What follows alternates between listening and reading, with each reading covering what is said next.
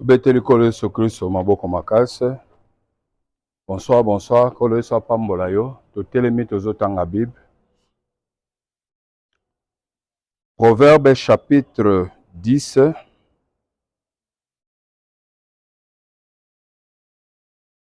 Proverbe chapitre 10. Le verset 22. Natangi na kombo na Yesu. C'est la bénédiction de l'Éternel qui enrichit et il ne la fait suivre d'aucun chagrin. Amen. Tofandi. Ola pambola yo. Tozana matin na biso tozo continuer.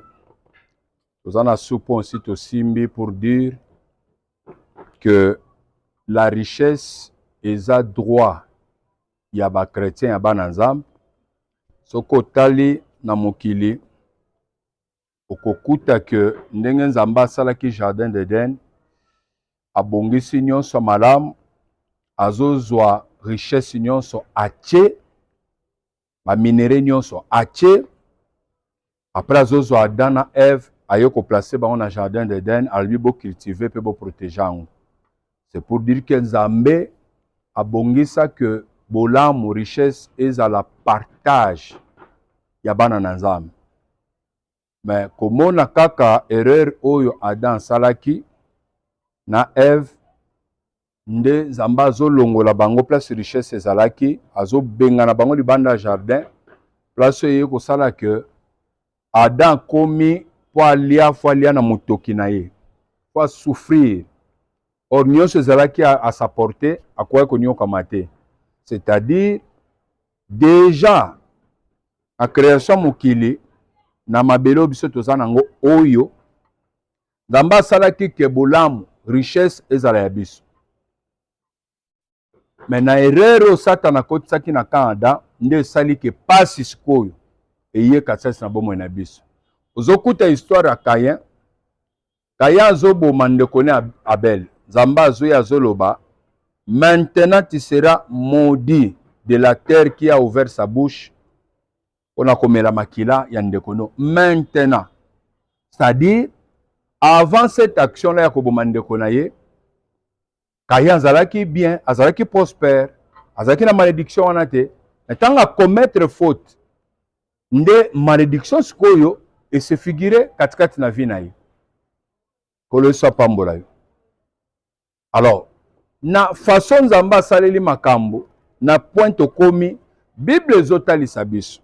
Kouta Genèse, ti toye kokoma na Nouveau Testament, position nzambe asalelaki na kati na jardin d'Eden, nzambe azoya kosala que na sacrifice ya kolo na biso Yesu Kristo na ekulusu, Bible ezoloba, il s'est fait pauvre, c'est-à-dire des riches qu'il était. C'est-à-dire il était riche, Dieu est riche. L'or et l'argent appartiennent à Dieu. Mais des riches qu'il était, à cause de l'homme créé à son image, le Seigneur Jésus-Christ, il s'est fait pauvre, afin que par sa pauvreté, nous puissions enrichir. C'est-à-dire, le lenge yazu malédiction wana po biso toko mabazui. Mais ce n'est pas dit automatique. Ou soit ce n'est pas du automatisme directement pour ndimeli ndembala moko richesse koti. Non. Ozoya kondimela Yesu. Kalata tozoba na makamba rédemption pe na délivrance. On va essayer de séparer les deux. On a kotali ça. C'est quoi la rédemption? Et la délivrance proprement dite, c'est quoi? On va faire cette différence-là. C'est-à-dire, ce n'est pas automatique que pour Moutandimeli Yesu, Mbalamoka za délivrer na makamunios. C'est pourquoi Zokuta toza na église, tozo sambela, mais même bato baza na église, bazo sambela, bazokuta, ba lien en famille ezo menacer bango, ba poursuite mystique ezo menacer bango, bitumba ba famille ezo menacer bango. Ba divorce ezo menacer bango, pe ezo kanga batu musu baza na kati ya église, pe ezo frapper bango. C'est pour dire que kokota na église, kokoma mwana nzambe, eza garanti mbala moko te automatiquement doza délivrer. Non. Mais il faut musala moko esalema, oye que permettre que musala kolo Yesu asali na ekulus, afin que nous soyons enrichis.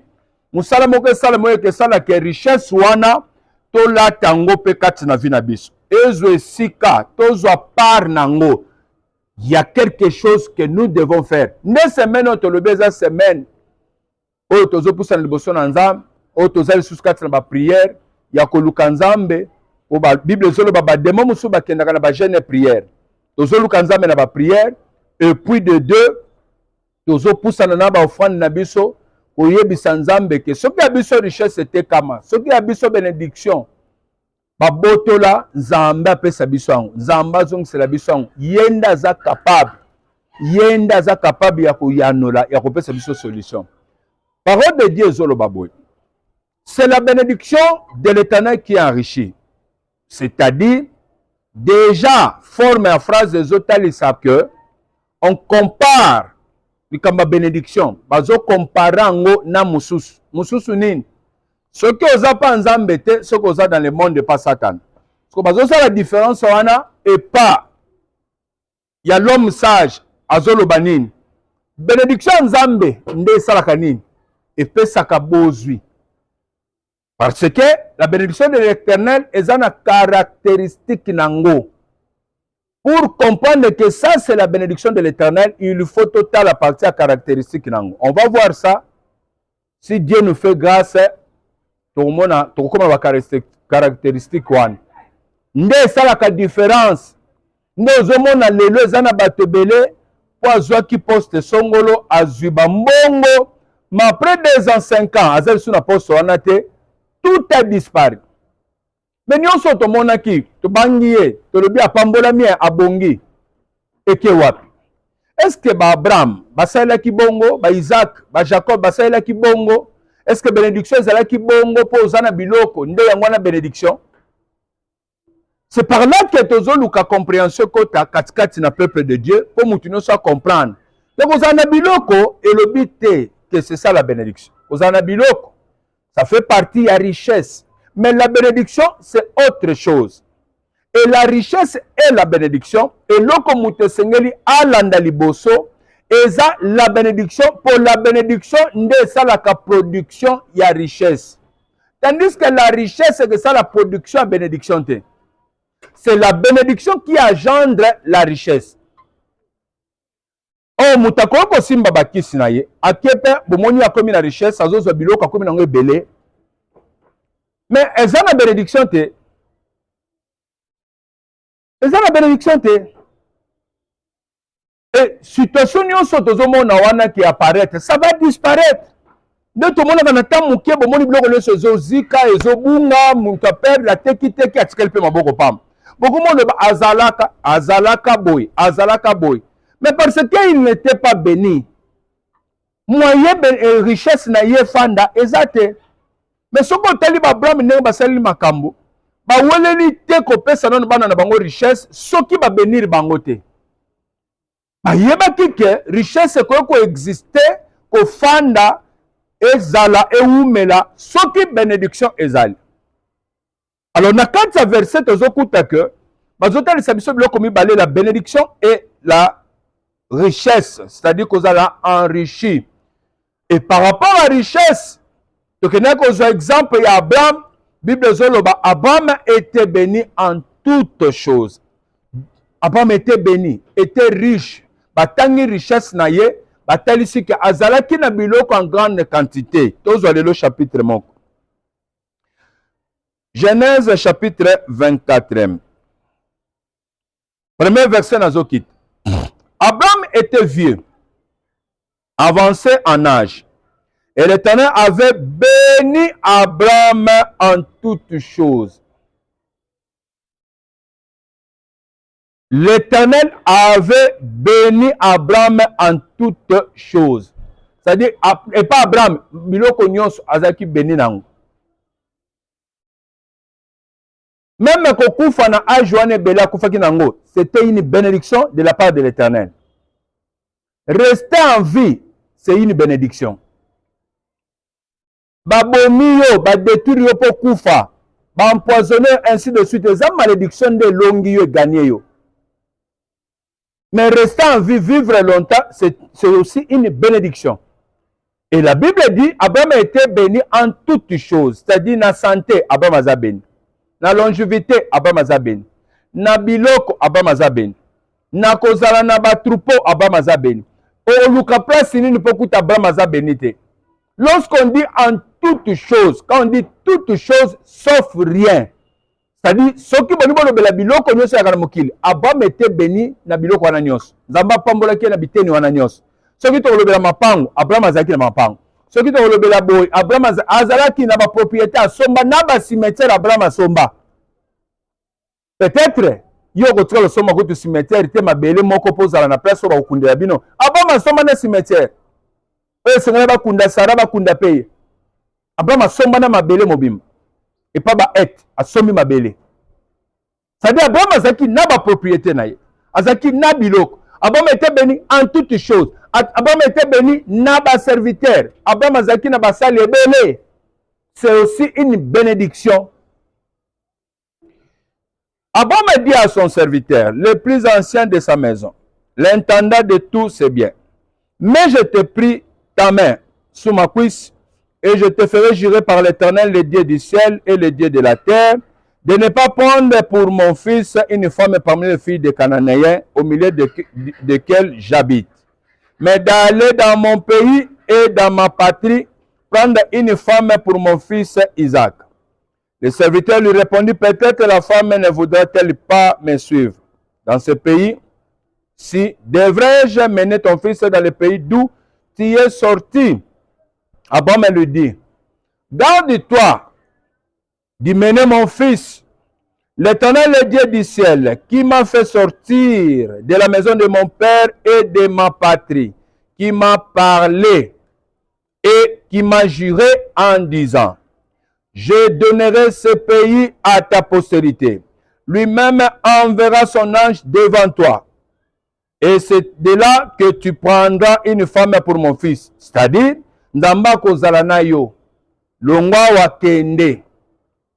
Si la femme ne veut pas te suivre, tu seras dégagé de ce serment que je te fais faire.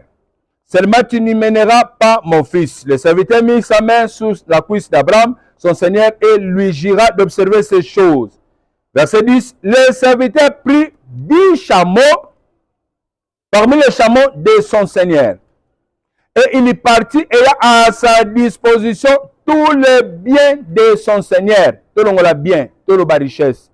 Ayant à sa disposition toutes les richesses de son Seigneur. Il se leva et alla en Mésopotamie à la ville de Nachor. Il y prit toute la richesse de son Seigneur, de Abraham. Abraham qui était béni en toutes choses, a eu toute la richesse de son patron Abraham. N'a voyagé nango, azo kende nango na Mésopotamie, bref, Irak. Azo kende kuna pa kende kobale là, Isaac et moi si Rebecca pour aujourd'hui. Mais ce qui Abraham azaki na mbongo te, alinga kobale Isaac ondeni. Ndelo lozo mona ke likamba richesse, likamba mbongo, likamba kobonga pauvreté longwa tozwa bozwi na kati ya grand kamalondo. Eza eloko ya hasard te ke tobandi kaka emo yango oyo tokoti des emo yango oyo tozo cible mateya oyo ekokosala ke fongola biso e propulser biso pour permettre biso stade oyo ya kamalondo oyo kana oyo bisiko oyo tozo manger déjà les produits du pays. Mutu nyonso azopusa nawa makambo efongwamele facilement. Mutu nyonso akoko yawa likama mbongo ezala facile po tosala musala ya munene ya monde entier. Tosala musala ya munene ya monde entier. Ya babandi kotanga likambo ya la grande CAC Kamalondo. Église Ngomba, église Montagne. Donc moni to sibe matin na sanso presque komi nango ke likamba richesse nzamba bénir biso. Kamalondo pambo ya manetene wana. Et mes armes zozwa richesse nyonso Abraham pour Abraham azalaki nango. Lelo bene bazo vivre moya bala kute zate ki fiancé kute moya sala tango zate moya s'approcher tana mona moya zate. Pourquoi? Via passe via pauvreté, yé moko pantalon, yé moko moi sandal to moi ketchwan. akobanda ndeni azwa charge ya mwasi oyo ya kobala mais age ezokende na age oyo ezokende oyo tu penses que nzambe nde kaka sepeli ke age no ezoleka boye nde ezoleka nzambe kaka nde moto asepeli ke age no eleka boye ndenge ezoleka age oyo eza age ya kobota ti bobandi okola na bana bokoma koma neti bakamarade yo ozokoma na 60 ans boye mwana yo azokoma mpe na mwa 40 ans omoni ki aza deja makasi il sait tout gérer ayebi mpe kosunga yo ntango yo okoma na ba 80 ye azo atteindre déjà 60 ans mozokuta yo ozo atteindre ba age moko oyo nano ata mwana moko osimbi aza te ntango yo okoma na 50 ans nano oboti te ozokoma na 60 ans nde ozobota mwana ntango mwana wana azokoma na 10 ans yo oza na 70 ans oza na makasi so bando olemba mwana oyo sikoyo esengo nini akozala nango ya papa oyo aboti ye esengo nini akozala nango to mwana oyo akotikala na connaissance ya papa na ye na eloko nini c'est-à-dire eza na moment oyo il faut moto abénéficie même kobala oyo abandi kobota mpo yo mpe babotaki yo na famille obimeli na famille place papa na mama babotaki yo pourquoi ezokoma tour na yo makambo ekoma difficile boye ebele bato lokola bazwi babloke likambo etali mbongo babloke likambo etali kote pauvreté ke bato bakoki kozwa te nde ezosala opasi moyo bala eza te tu penses que so bande komanipule mbongo ozalaki na bozwi nde yo osobota te osobala te ba 5 ans passé ba 10 ans passé nde osobala nde osobota nde oza na foyer okozala mpe ta mosu papa 4 enfants maman 2 enfants oza na foyer no mpe oza mpe stable pourquoi pour moyen ezalaki okoki kopermettre obota lelo oza na moyen oyo okosala mpe bala na mabalo ekomiki bafacture bazotya na bagroupe électrogène na kati eloko etikali kaka basenga bato na bachambre froide mpo na nini mpo babanda commerce na nzoto mwana na bango bani babanda commerce edeza bazozwa richesse nyonso abraham pa azwi richesse nde akei po akende kobala mwasi olanda importance ya richesse oyo abraham azalaki nango importance ya kozala na biloko oyo abraham azalaki nango na pusi na bandi na verset 33e puis il lui servit à manger mais il lui dit je ne mangerai point avant d'avoir dit ce que j'ai à dire parle dit Laban. Alors il lui dit, je suis serviteur d'Abraham. L'Éternel a comblé des bénédictions. C'est-à-dire, il y a des gens, il faut la combler des bénédictions. Ndeng Abraham azala qui comble des bénédictions. So botali na sens nyoso aza béni. C'est ça été comblé de bénédictions. Ozana place to ko lobaka Abraham azana ngote. Ezate. Donc comblé de bénédictions. Mon Seigneur est comblé de bénédictions qui est devenu puissant à cause d'être comblé de bénédictions. Abraham est devenu puissant. C'est-à-dire vous pouvez être puissant par rapport à la bénédiction de Pesibino. Puissance one. Si on parle même des États-Unis aujourd'hui, et ça par rapport à la Bozubazanango. Bozura bango se permet bango bacha mbongo na armée bacha mbongo boye ba soutenir boye ba sala boye ndozo kuta ndezo sala force na bango na monde entier. Ils sont puissants pour basa na mbongo. Zokuta dollar na bango ndezo dominer na monde entier. Abraham est devenu puissant à cause de Bozui. Il lui a donné des brebis, des bœufs, de l'argent et de l'or. Ozoka puissance ndenga Abraham akomaki. Béni en toutes choses. Des serviteurs et des servantes. Des chameaux et des ânes. Serviteurs azotanga richesse. Ye mutajera kabilo kwa nenos. Azotanga sko richesse ya patron na ye. Mon patron est comblé de toutes les bénédictions.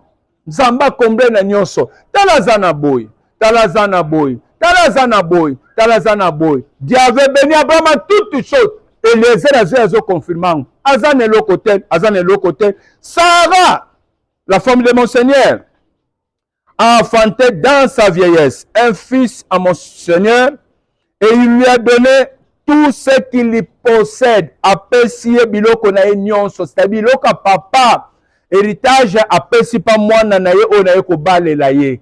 Donc mwana wana nde mutu azotikala na bozwi nyonso ya papa. Mon Seigneur m'a fait jurer en disant, tu ne prendras pas pour mon fils une femme parmi les filles des Cananéens, dans le pays desquels j'habite, mais tu iras dans la maison de mon père et de ma famille, prendre une femme pour mon fils. Ah, donc, ce qu'Abraham, tant azo jirese, azo tineke na mboka nanga, na secret makambo batamaki, Abraham a tinde kende na famille nanga. Ah, bazo détail les esco azo bimisa secret nyonso oto yoka kite na bandel. Et parmi makambo lobaki, Nzamba kotambola na kozala na yo kende tango okota na mboka na biso. Nzamba ko diriger yo kende na ndaku na biso. Okende tina famille na ngai okende kozwa mwasi kuna pona yebi ndenge biso tokolela. Ngai yo na bali Sara, tala Sara ndenga respectaka. Nazwa Sara meme na kena tekie pa Pharaon andimi. Nazwa Yesu na ke pa Abimeleki na tekie azondima. Ça dit biso basi yo ba utaka pa na biso. Bazalaka na respect na soumission moko oyo Nzambe azozela ke moi sans ala nango. Alors déjà partir ya comportement biso za kamalamu kende kuna na famille ngai Nzamba ko tambola na yo kozala na yo. Nde leza na ofongolela biso oyo ebomba maki kote ebandeli kuna. J'ai dit à mon Seigneur, peut-être la femme ne voudra-t-elle pas me suivre? Et il m'a répondu, l'Éternel devant qui j'ai marché enverra son ange avec toi. C'est-à-dire, Nzamba kozala yo et fera réussir ton voyage. Abraham Azali bena prophète. Et tu prendras pour mon fils une femme de la famille et de la maison de mon père. Yoka révélation Eliezer Abimis. Que moi ça kouta kaka na ndaku na biso. Nde salaki que Rebecca pe kaka nde mutaya kokutana na makambo wana. Pourquoi? Parce que le prophète Abraham avait déjà prophétisé, avait déjà orienté sa prière que Nzamba que ne peut se moisi nakati sa famille na biso. Maintenant Eliezer azo meka ko déterminer ko yebisa biso ndenge et salemaki. Tu seras dégagé du serment que tu me fais quand tu auras été vers ma famille. Or, si on ne te l'accorde pas, tu seras dégagé du serment que tu me fais. Je suis arrivé aujourd'hui à la source et j'ai dit, Éternel Dieu de mon Seigneur, Abraham, si tu daignes faire réussir le voyage que j'accomplis, Nzambe, oya memanga na katanga, si tu daignes réussir le voyage, oyo tindanga katikati na oyo sika. Voici, je me tiens près de la source d'eau, et que la jeune fille qui sortira pour puiser, à qui je dirai, laisse-moi boire. Je te prie un peu d'eau de ta cruche, et qui me répondra, bois toi-même, et je puiserai aussi pour tes chameaux. Que cette jeune fille soit la femme que l'Éternel a destinée au fils de mon Seigneur. Lorsqu'on dit a destiné, la destinée ezotali sambala moko désengagement ya Eliezer na likambo etalaki choix ya mwasi ya Isaac. Parce que la destinée veut dire oyo Nzamba bongisela ye banda kala. Ngana telemaki na sambeli na binzam oyo yo bongisela Eliezer mwana Monseigneur nanga Abraham nde ye wana yakutana nango. Mais le prophète Abraham déjà prophétisaki kende na famille na ngai kuna ndo kozwa mwasi Nzamba asali jonction ya maloba mosali na Nzam na Rebecca ezo tombe au même moment Rebecca pende azo ya wana ndazo kutana na bénédiction wana. Tika semaine oyo maloba bénédiction nyonso na koloba esa la jonction na destina vina yo ke Nzamba loba eloko songolo bénédiction semaine oyo de tozolo bela likamba bénédiction pe richesse eza la partage na yo likamba destina batu eza la kaka mutu moko ndako kokotisa bino na destiné.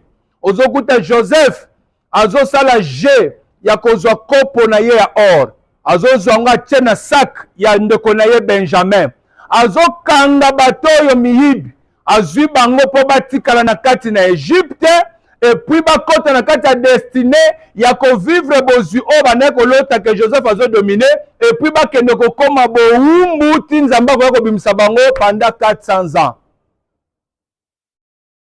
Ni tete Joseph kosala démarche mpe ya sansu wana formule mosusu ezalaki te ekoya kosala ke mpo bakangama baya babenga papa na bango ti bayebisa bango ke boya kokota na kati na Egypte na kobatela bino awa na kosunga bino. Kaka mutu moko akoki kozala kaka ye wana nde paster na yo asambeleli yo pakotio na destine na yo, asambeleli yo alongoli molili ya famille, alongoli force nyonso bane konvute yo okuti mpe nzela na yo efongwami okoti na kati ya destine.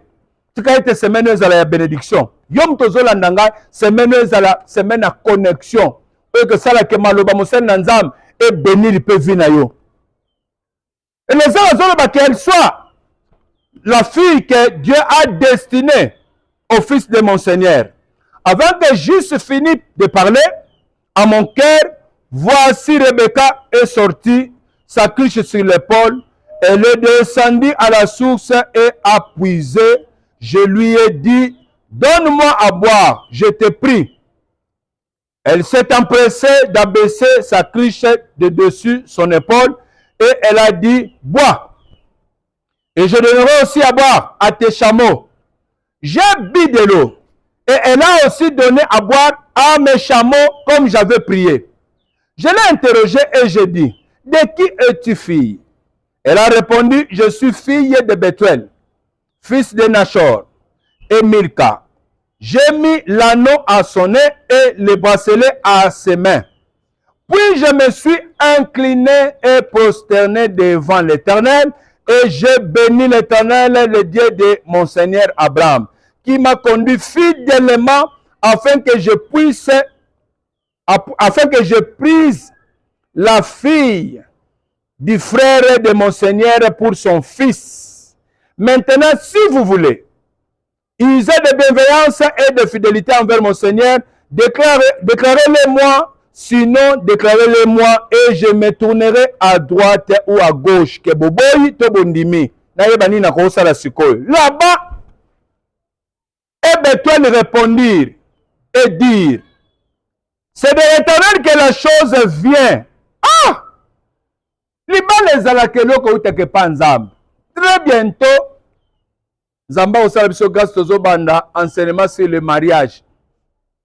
Mariage eza likabo euti panzam, eza institution divine.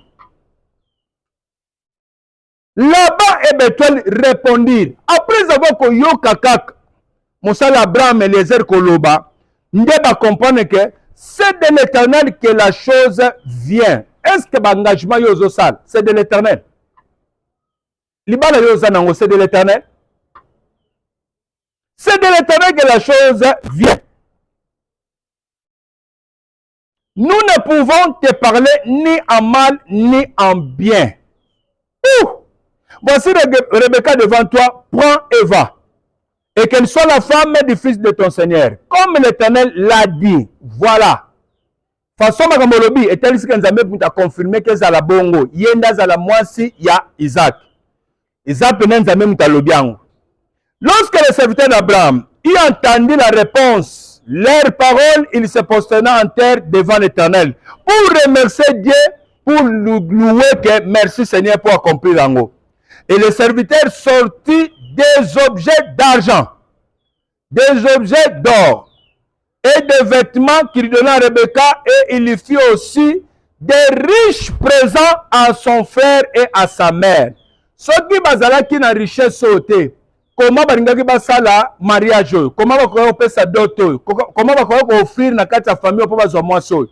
Ozomona ke à partir ya richesse nyonso Abraham azalaki nango nde permettre Eliezer kozwa bozwi nyonso ya Abraham mpe kokende kobalela Isaac mwasi tina Irak ake babali ye à partir ya richesse bazalaki nango. Bazali babazwi abimisi les objets d'argent, abimisi des objets d'or, yoka richesse Abraham azalaki nango. Ça dit, c'est pour dire que bobole eza ya ba chrétienté. Ndenge Nzambe asalaki jardin d'Eden, atie déjà vie ya malamu pona Adam na Ève, atie ba minéraux, atie ba fleuve na kati ya jardin d'Eden. kaka Adam kosala mabe nde babengani libanda ya jardin nde esali ki akome vivre ce qu'on passe. C'est-à-dire na kata volonté nzambe conception nzambe zake il lui faut mutu azana image na ye azala riche azana bozwi parce que Abraham richesse na ye nde permettre les airs à déplacer na bozwi pas que nokobala Rebecca. Soki lelo batebele bazokobala te po azana bozwi te. Soki lelo batebele bazokoka kosangaje te po azana lelo te. Mususu ba sangaja na pesa kola les autres alate. Ozokuta bitumba po abali ekomike lelo bakabwani lobi akofanda pandeko lobi akofanda pa ya songolo nyonso ezaka nini po panza mariage wana likambali ba les alate. À cause de la richesse nde les erazo kozwa mwana mwasi na famille na bango abimisi mbongo abimisi biloko abimisi ba or azopesa famille oyo. Mais soki richesse oyo esali ki ezale pa Abraham Bible lobi nini na ebandeli. Bible zoloba ke Abraham était vieux avancé en âge et l'Éternel avait béni Abraham en toutes choses. C'est-à-dire richesse nyonso Abraham wana eye pamba te po nzamba pambolaki ye. Et on a expliqué la richesse c'est avoir quelque chose à grande quantité et Abraham était riche. Et les gens azotangango azalaki na ba chameau, azana ba âne, azana ba troupeau, azana boye, azana or, azana argent. Et les gens atangango nyonso. Il était riche na sens wana nyonso que azana ngo en grande quantité et belé moyen discuter nango ezate. Ne les aides à déplacer dans c'est-à-dire la richesse, c'est avoir quelque chose en grande quantité, mais la bénédiction, c'est quoi? La bénédiction, c'est toute bonne parole qu'on peut prononcer sur vous en prospérité. Il y a qu'aucun liboso, il y a qu'à avancer, il y a qu'aucun de progrès. Toute bonne parole qu'on prononce sur vous, c'est ça ce qu'on a dit, ce qu'on dit la bénédiction. Parce que la Bible nous démontre, Dieu leur bénit. Genèse chapitre 1er, verset 28 à 29. Dieu leur bénit et Dieu leur dit. C'est-à-dire la bénédiction, on la prononce. Soyez féconds. C'est-à-dire Nzambe avait prononcé la bénédiction sur Abraham. Parce qu'à promettait qui est, sors de ta patrie. Bima na famille na yo, je ferai de toi une grande nation. Nako tombo la yo, nako élevé kombo na yo, nako sala koza la mutumunen. C'est Dieu qui avait promis ça à Abraham. C'est-à-dire Nzambe tia zozo Abraham. Nzamba yaki déjà na kati na Abraham na option moko ke fois bénir ye. Et Nzamba ke plus na zoloba, soko tamboli bien liboso nanga. Toutes les familles de la terre seront bénies en toi, Abraham. Toutes les familles de la terre seront bénies à qui? En Abraham. C'est-à-dire Dieu a prononcé la bénédiction sur Abraham et Abraham fut béni.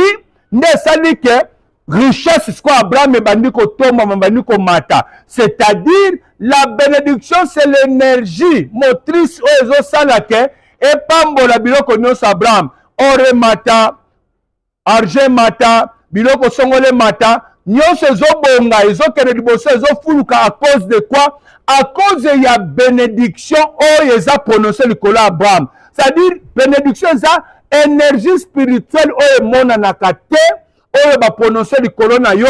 C'est pourquoi qu'on l'ingate na vie, mouta prononcer la malédiction le colonna yo. L'inga plus, c'est mouta zo prononcer la bénédiction le colonna yo, et qu'on qui se met la yo ka bongo. Cette semaine, je vais prononcer de bénédiction sur vous. Olo sa pambola yo. Tellement likolo. Tellement likolo to ebisa Nzambe maloba.